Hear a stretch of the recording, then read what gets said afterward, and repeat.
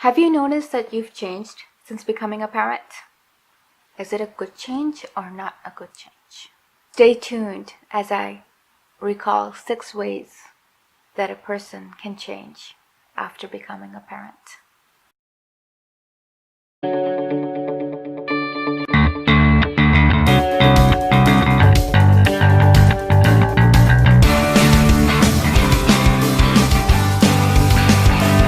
Hi guys, welcome back to Grow with Kids, where we talk about raising children and traveling with them.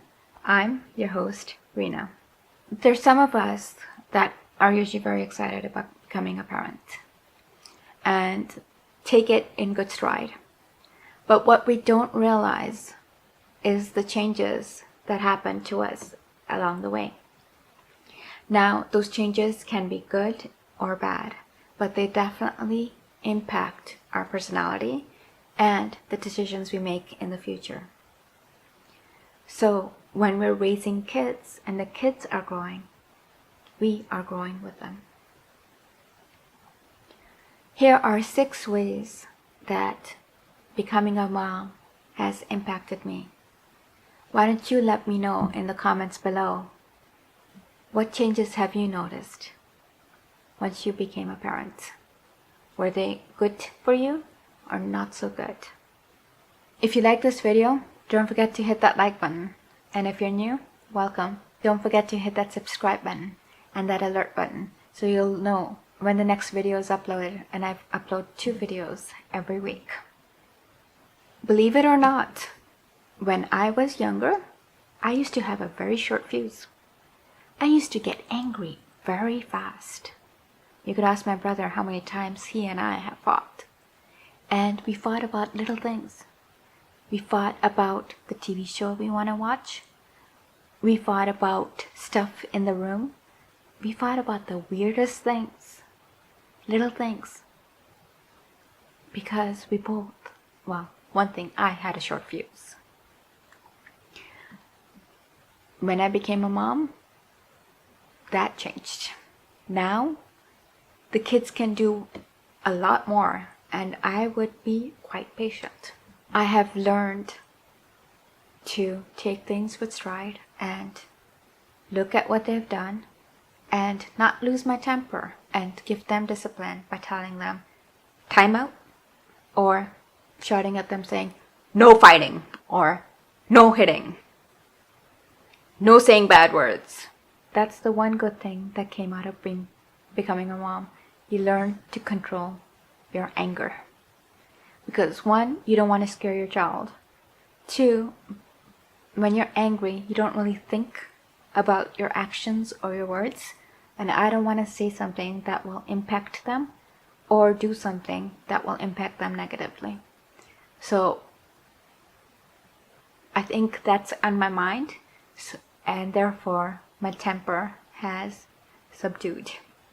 Now, I usually do the silent treatment. So I'm a little opposite now. Rather than saying anything and just losing it, I just become quiet. And I give my kids a warning. If you keep doing that, mama's not gonna talk to you for a day. They usually like that. And they then stop doing it. I don't know how long that's gonna last, because at one point they might think, great. Right now, they still want me to talk to them. So it works. Keep watching as I talk about how I went from being grossed out about even cockroaches to now being able to handle a lot more. I hate horror movies. I hate gross movies. Dumb and Dumber, when I watched it, I grossed out. I'm like, oh, because they talked about snot, they talked about so many yucky things. Now, I don't gross out that easily. I still don't watch those type of movies. I still don't watch horror movies, but I don't gross out easily. After you've dealt with diarrhea, vomiting, spitting out,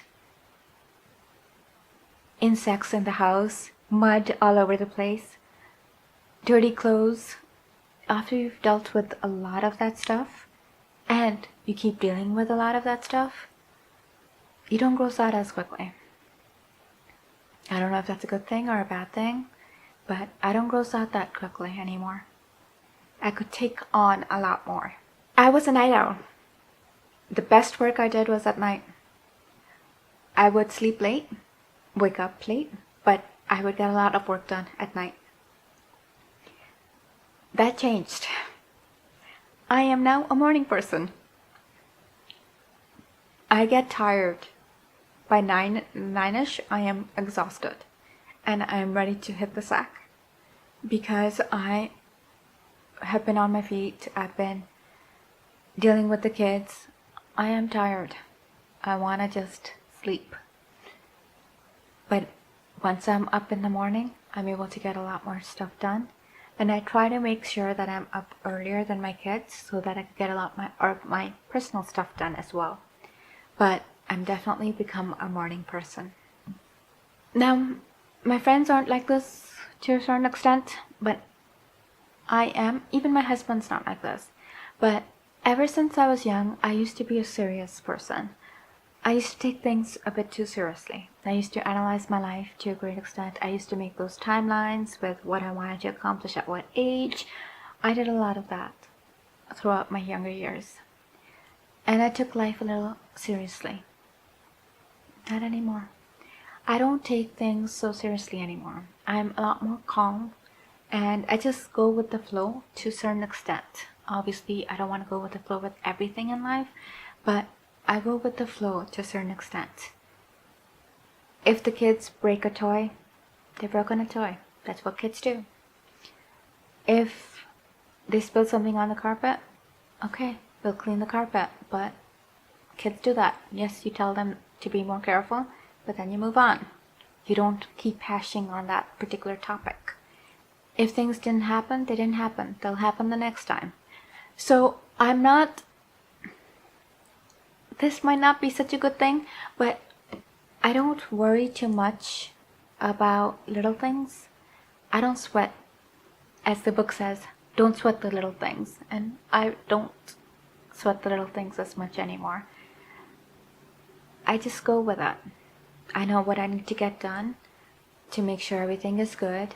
The kids get what they need and they have a certain routine because kids like routine. They have a certain routine and then move on. So I'm okay with that. I'm comfortable with that. Definitely check out if you're ready for pregnancy, if you haven't already checked it out, to know whether you should get pregnant in your 20s, 30s, and 40s, the pros and cons for each decade. I've also become a lot more organized. That's one thing, having a lot of people in the house and then having little ones in the house does.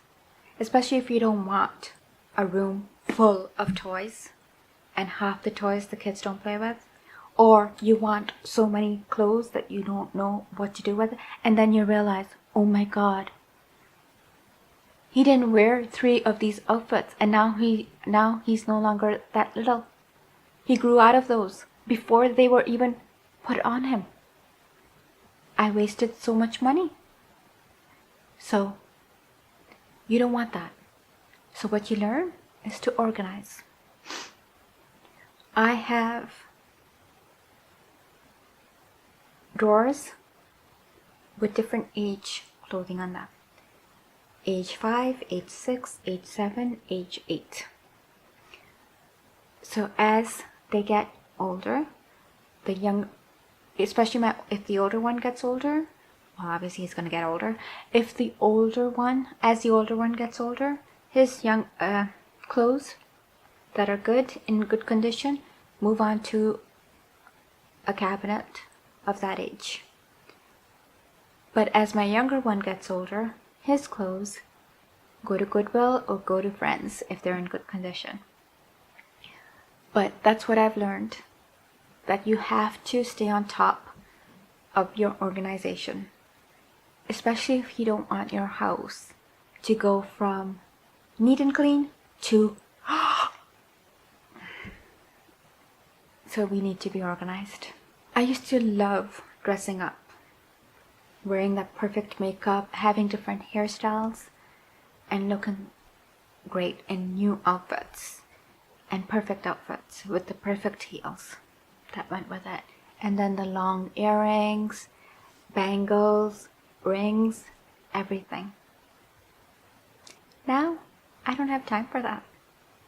I would love to still do that. And I know there's some moms out there that do it, and that's amazing. I just have to figure out how you guys do that, because I'm not able to get that into me. When I wake up, I do my stuff, and then I quickly get ready, wear comfortable clothes, put my hair up in a ponytail or up in a bun. If I'm not going to work, no makeup, just stick to lip gloss, eyeliner, and boom, I'm ready for the day. I don't really worry too much about looking good or looking perfect as much. Yes, there are days when I miss it, and I'm like, I really want to get back into that. And I'm hoping that once my kids are teenagers that I could start focusing on that again. But right now, no. Right now, my biggest focus is health. I need to become fit again. But that's a different topic, different issue. This one is not such a good thing, but I usually just am in comfortable clothes with my hair up in a ponytail, very minimum makeup, and usually just these tops so that I don't lose my holes in my ears. But that's it. One, your priorities do change, but second, you give time to other things because you have so little time. I hope you like this video. Definitely hit that like, subscribe, and alert button to know when the next videos are coming up. Keep checking back for 8 reasons why you are ready to be a parent. Until next time.